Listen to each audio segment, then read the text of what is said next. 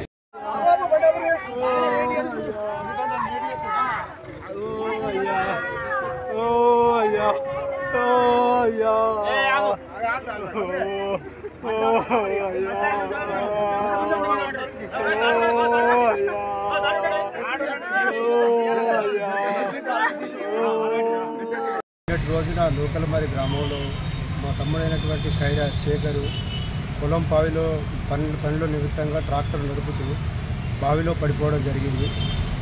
తదనంతరం వాళ్ళు సుమారు 5 గంటల సాయంత్రం లోపల పడిపోతే రూరల్ పోలీసు వారు కూడా వచ్చి చాలాసేపు ప్రయత్నం చేసి రాత్రి 9-10 గంటల దాకా లేకడం జరిగింది. కానీ దొరకలేదు. మళ్ళీ ఈరోజు కూడా వచ్చి వాళ్ళు మంచి సహకరించి మా డెడ్ బాడీని తీసుకొచ్చి పోస్ట్ మార్టం చేయడం జరిగింది. దీనికి ప్రభుత్వం తరఫున ఆదిశ్రీరన్న గారిని, మా ఎమ్మెల్యే గారు ఆదిశ్రీరన్న గారిని వేడుకోవడం జరుగుతుంది. ప్రభుత్వం తరఫున పేద కుటుంబం, 2 చిన్న పిల్లలు, మొన్ననే 33 రోజుల చిన్న బాలుడు, బాలింత, తల్లి 2 సంవత్సరాల క్రితమే అనారోగ్యంతో చనిపోయింది. తండ్రి కూడా చాలా అనారోగ్యంతో ఉన్నాడు. కాబట్టి కడు పేదరికమైనటువంటి కుటుంబం వారిది.